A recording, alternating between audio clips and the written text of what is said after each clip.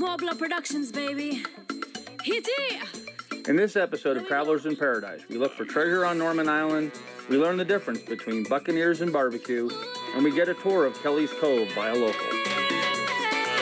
Come put some oil in that, come put some grease in that. Rusty ways you got. Come put some oil in that, come put some grease in that. Rusty ways you got. The way you're whining, the way you're grinding. Hi, I'm Carl. Look at them apples, huh? I'm Penny. I guess a yellow feather's good for catching barracuda, and that's it. And I'm Lacey. Knowing how isn't my job. I just drive the boat. We're just three very ordinary people On an extraordinary adventure. Come join our family as we travel the world by sailboat, exploring exotic locations, and become one of the Travelers in Paradise. Can you handle it? Can you handle it? Can you handle it? Can you handle it? In August of 1750, a Spanish galleon loaded with treasure, rumored to be 55 chests of silver among other valuables, is seeking shelter from a storm off the North Carolina coast. In that time, her crew mutinies and takes the treasure and loads it onto two smaller vessels. The first vessel is lost at sea, but the captain of the second takes it to Norman Island, where he buries the treasure. The captain and crew were later arrested on an island in the Netherland Antilles, but not before word of the treasure got out. Gilbert Fleming, the Lieutenant General of the Leeward Islands, and a group of residents from Tortola found and dug up the treasure on Norman Island. They later convinced the Lieutenant General of the BVI to give him and those who had found it a third of the treasure as a reward. There is a rumor that a local fisherman fishing near Norman Island was caught in a storm and sought shelter from the storm in one of the caves. That night, the storm surge raised the water level in the cave several feet, and his boat was repeatedly smashed against the wall of the caves. The next morning, he discovered that a lot of rubble had fallen into his boat, including a chest laden with gold. To this day, there is still a rumor that there is still more treasure on Norman Island just waiting to be found. Conveniently located right around the corner from Pirates Bight is the world-famous snorkeling site, The Caves. As you can see from all the mooring balls out front, this is a national park site. So we're going to pull up on our chartered sailboat, Sea of Love, and grab one of the mooring balls closest to the caves for an easy snorkel in. I'm now going to demonstrate for you guys my favorite way to pick up a mooring ball. It's so cold and I'm thinking about you and me, somewhere on a nice warm beach, a place where we'd be out of reach, thinking about love done all. Okay, Yeah, love. and that's how you pick up a mooring ball. It's a tropical place where there's no one around. There's a warm. Even though it's possible to just swim into the caves, we recommend that you take a mask, snorkel, and fins, and a waterproof light. The caves are quite large and have lots of nooks and crannies to explore. The first cave here is really cool. There's some bats way back up in the crevices, and without your dive lights, they'll be hard to see. You and me, it's as plain as can be. That's gotta be clear by now. Just thinking about love. As you swim out, don't forget to keep your eyes open, as there's lots of interesting things to see, like these glassy sweepers. Yeah, love done all. It's a tropical. Surprising how many fish there were inside the cave in the dark. These glassy sleepers seem to like it that way. And as we're exiting this particular cave, we swam into a big bait ball of little minnows. Even though there isn't a lot of coral, and this isn't known as a prime snorkeling site, it's important to keep an eye out on the bottom because you never know what you're going to see. As we were snorkeling out, we saw this awesome southern stingray that was rooting through the bottom, hunting for mussels and clams. One of the impressive things about the caves as you're snorkeling from cave to cave is the massive boulders that are on the bottom. And if you just keep your eyes open and keep looking, you're going to see all sorts of interesting fish. It's been such a long, long time. As you enter the last cave, it really doesn't look like much from the outside. It looks kind of small, but the last cave is one of the largest and one of the more interesting ones. There's all sorts of nooks and crannies in this cave, but as you turn around, that's where the real treat of the cave is. There's a second opening out onto this little beach. I think it's really cool how all the tree roots and bush roots are hanging down here on the outside. You know, these trees and bushes have no dirt at all to grow on, as they just hang their roots over the rock, and that provides them with all the nutrients they need to survive. It's really a cool cave, and I like the second entrance out onto the beach. Stay tuned. We're going to meet up with Thomas from Pirate's Bite and learn about buccaneers and barbecue. Travelers in Paradise is brought to you by Equinox, because the only thing that should get wet is you. Sea of Love, Captain BVI Yacht Charter. Stay tuned. Travelers in Paradise will be right back.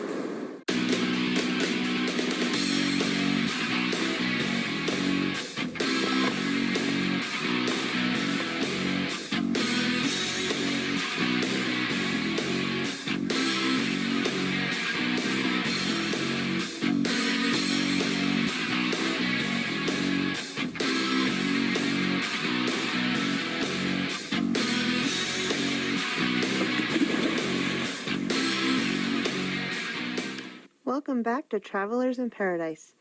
Pirate's Bite is one of the most beautiful beach bars and restaurants in the Caribbean, and it's nestled here at the point of the Bite on Norman Island. When we're sailing in the British Virgin Islands, my favorite first stop is the Pirate's Bite on Norman Island. This is a great little beach bar and restaurant that really maintains the pirate history. 5 o'clock every night, they have the cannon firing, signaling happy hour.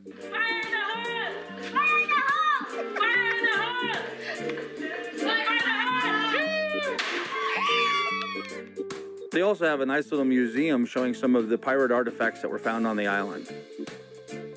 Thomas is going to tell us all about how they keep the pirate spirit alive by still cooking their barbecue in the same traditional fashion. Barbecue here is it's a very popular style of cooking in the British Virgin Islands, and there's a couple of different reasons why. One is that it's pretty easy to do on a beach. It's a very people-friendly approach to food because you get around an open fire on the beach and cook some food and have some drinks and have a good time. But historically, it's based on a French style of cooking that's related to piracy and how the name for pirates came about. There's a style of cooking in the French culinary practice, which is called boucanier. Just you take a big joint of meat, usually beef, and you roll it in herbs and spices, and then you cover it down in sugar and rum, and you roast that over an open fire, which when you think about it, herbs, spices, sugar, and rum, that is barbecue sauce. And so the pirates that lived in this area preferred that style of cooking their food. In fact, the place that they would stop off to get their beef is Beef Island, where our airport is located. And they would stop off and steal a cow, cut it up, roll it in spices and sugar, and roast it up on a beach. And so the French referred to their pirates according to the style of food, which is boucanier. And so the French term for a pirate is a buccaneer. And that's entered the English lexicon for pirates. That's how barbecue came to be in the British Virgin Islands. What we do actually is we go around in our little van, like I just carried you guys in, and we collect wild wood off the hillsides. We look for driftwood on the beaches. We bring it down behind the restaurant. We start up a fire, and we make I guess you could call it kind of like a basting liquid. Herbs and spices. We put some rum in the water, and we poach off the ribs in that. Okay, and then take them out and grill them over an open fire. Soak them down in our own signature barbecue sauce, and it's easily our most popular dish on the menu. A Taste of the Caribbean, brought to you by Sunny Caribbean Spices. Hi folks, Carl here with Travelers in Paradise doing our very first cooking episode. This is really cool. So when we were down in the British Virgin Islands, we found a company called Sunny Caribbean, and they make these spice blends. They take super fresh spices from the Caribbean, they add to that sea salt that's harvested there in the British Virgin Islands, and they mix it together and they make these wonderful spice blends. Now the sea salt down there is really special. They make it the old-fashioned way. They have salt ponds where they flood the salt ponds full of water, they let the sun do its job and bake all the water off, so all you're left with is the salt. Then they go in and harvest it, and they use that salt to make their blends. Now today we're gonna be doing a couple things on the grill, bringing a little bit of that pirate history, that barbecue pirate history, into your own home kitchen. So I'm gonna show you how to use some of these Caribbean spices today. One of the things we're doing, Brussels sprouts. We're gonna take the Sunny Caribbean seasoned sea salt, and we're gonna do Brussels sprouts on the grill. So let me get started. First thing you wanna do, and I've got a bunch of them prepped already, take your Brussels sprout, remove the end, kind of peel off some of the leaves, off the edge, and then simply just put it in half, that simple, into the bowl. See, I've got these all set and ready to go. Now what we're gonna do is we're gonna add a little bit of EVOO, just a little bit in there, and then we're gonna simply toss them. Just that simple. You wanna toss them all so you get a good coating on them. Then we go with the Sunny Caribbean seasoned sea salt, and we give a little seasoning to all of them. Simply go ahead, give it a good toss, and that's it. She's ready to go on the grill. And these are just awesome, folks. When you cook them on the grill, the Brussels sprouts really sweeten up, the sugars come out in them. They make just an awesome side dish. And now we're gonna do chicken. Nothing says the Caribbean like jerk spice. So we're just gonna give the chicken a real light coating of the jerk spice before we put them on the grill. Well, hey Paku, how are you today? Paku is our dog. That's who you probably heard barking just a little bit ago. She's chasing off all the woolly boogers out there in the woods, making sure nobody comes and attacks us. Right now, I think she wants to get up here and eat our chicken. So I give it a good liberal coating on one side, and then I want to turn it over so we make sure we get the bottom side of everything. Now, jerk is just a classic Caribbean spice. It is a blend of spices that can be found all over the Caribbean, and best known, I guess, really for Jamaica. But it makes for just a wonderful blend, and it is awesome on chicken. Okay, now we'll let those sit for an hour or so in the chill chest, and those will be ready to go on the grill. Stay tuned as Carl pays homage to the boucanier style of cooking.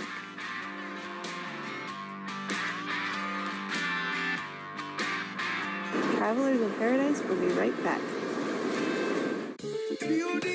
The cast and crew at Travelers in Paradise would like to invite you to join us on our next adventure. Sign up for our next On the Set scuba diving vacation. Become part of the crew as we tape episodes for Travelers in Paradise. This unique vacation experience allows you to get a behind-the-scenes look at what a real television production is all about. Join in our dives, tours, and travels as one of our crew, or just tag along for the fun. Check out our website and join us for our next On the Set scuba diving vacation. Welcome back to Travelers in Paradise. Carl's got the grill all ready to go.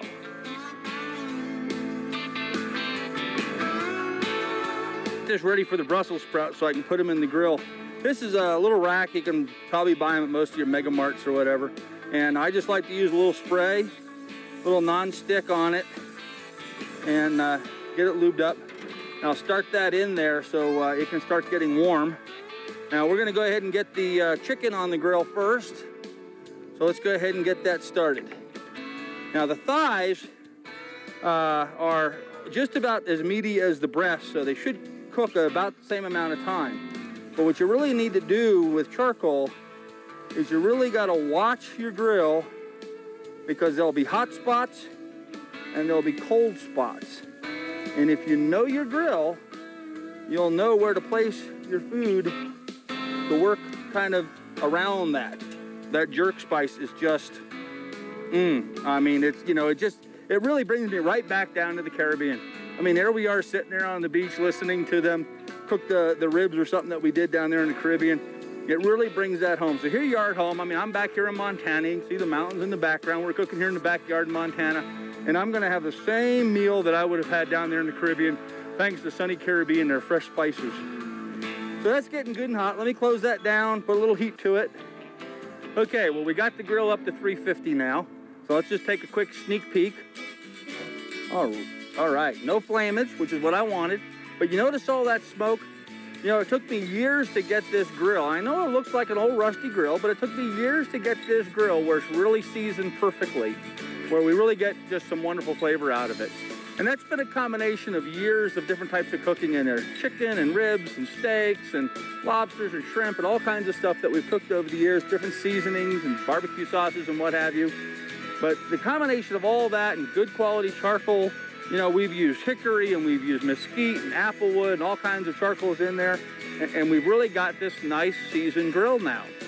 Well, this is the one thing that was kind of unique. When we were down in the British Virgin Islands, and I think you'll see in a couple of our episodes, you know, we showed Clarence down at CNS doing his ribs, And then the Pirate's Bite, we did some ribs over Pirate's Bite, we showed that.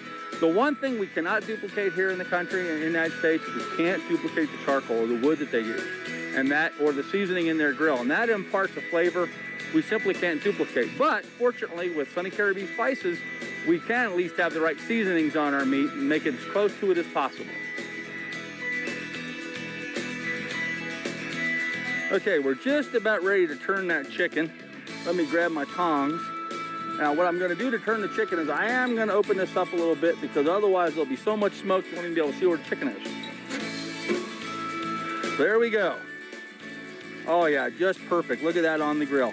That jerk seasoning gives it a flavor you just cannot believe, folks. It is just an absolute wonderful flavor. You know, it reminds me of Jamaica in the West Indies there. It has a very unique flavor to it. Oh man, that jerk seasoning is so awesome. And you see the pan for my Brussels sprouts is just perfectly hot now. So I'm gonna go ahead and add the Brussels sprouts to the grill.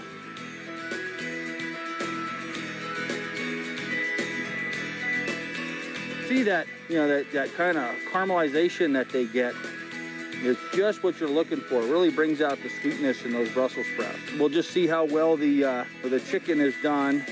Oh, perfect.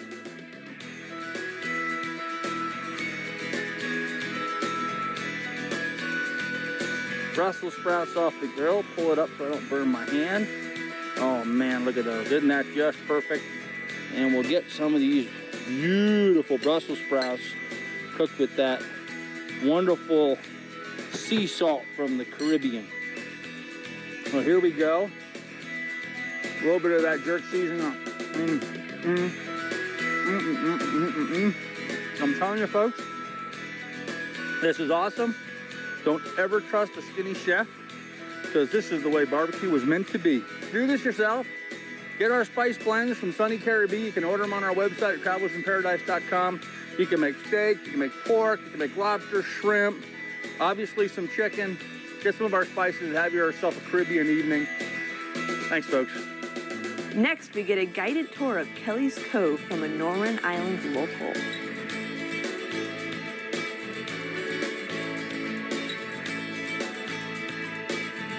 Travelers in Paradise will be right back.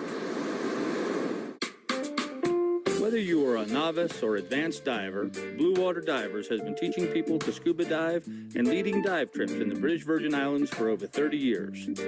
Some of the top dive spots in the BVI are the world-famous wreck of the mail ship Rome, the Indians with their amazing rock formations, and the colorful Rainbow Caverns just off of Pelican Island. All of these are just a quick boat ride away from our 2 convenient locations. Contact Blue Water Divers today and plan your next scuba vacation. Do you like to vacation at waterfront resorts? Do you like to swim? Want to look out at the water and see all the pretty sailboats? Well, stop looking and start doing. On Sea of Love, you are the view. Let this gorgeous sailing catamaran be the place you stay on your next vacation. Jump right off the decks and into pristine, crystal clear, 82-degree water chock full of pretty fishes and places to explore. Make Sea of Love your next vacation choice. Welcome back to Travelers in Paradise. Kelly's Cove isn't a regular commercial dive site. When we first dropped in, the first thing we noticed was the massive sponges and other filter feeders.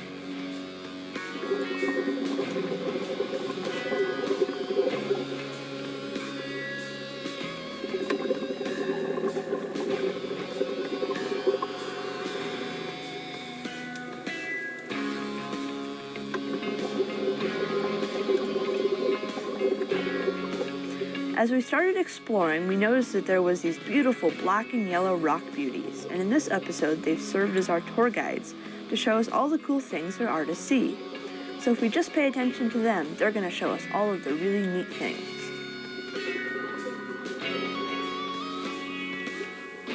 Rock beauties are found only in the tropical western Atlantic Ocean.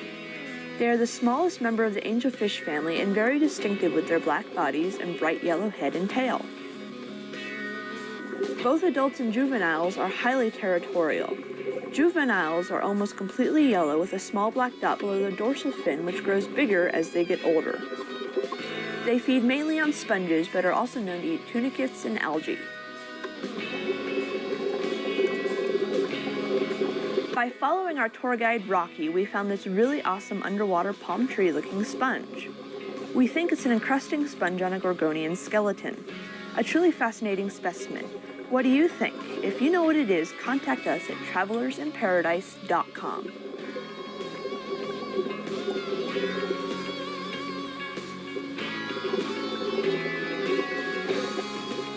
I want to point out to you guys the amount of life there is here. Compare this to the amount of life we saw over at the caves, which is just about a half a mile to the west of here. They're the same ocean and very close to each other. You would think that they would be identical, but they're not. Rocky, our tour guide, says that it's time to move along, but we can't follow him into his hole here. So we looked up above his home and we saw this river of brown and blue chromis. Here's another coral similar to the palm tree, but not nearly as impressive.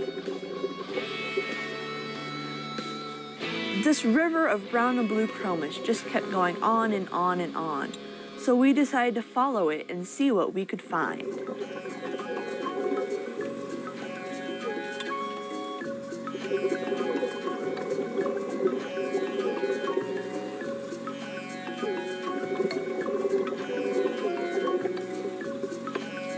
As we follow the river of chromis over the hill, we have a special encounter with a favorite reef inhabitant, the hawksbill turtle. I have one of the coolest special encounters with him as we swim alongside as dive buddies. Sadly, the hawksbill turtle are critically endangered. They have very long lives, take 30 years to sexually mature, and have slow reproductive rates. Previously, these turtles were harvested for their meat and shells. The meat is considered a delicacy, and their shells have been used as decorations in many different cultures. Heavy hunting of the hawksbill turtle has led to a sharp decline in the numbers of these turtles worldwide, and cast an uncertainty over their future. They were declared endangered in 1982 and upgraded to critically endangered in 1996. Hawksbill turtles are solitary and only meet up to mate. Females typically lay 140 eggs.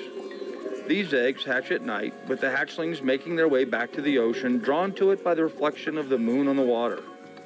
Hatchlings are in danger of being confused by light sources such as street lamps, thus inhibiting them from making it to the ocean.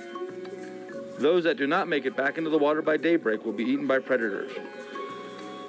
Here in the Virgin Islands, nests are also raided by marauding mongooses and other predators.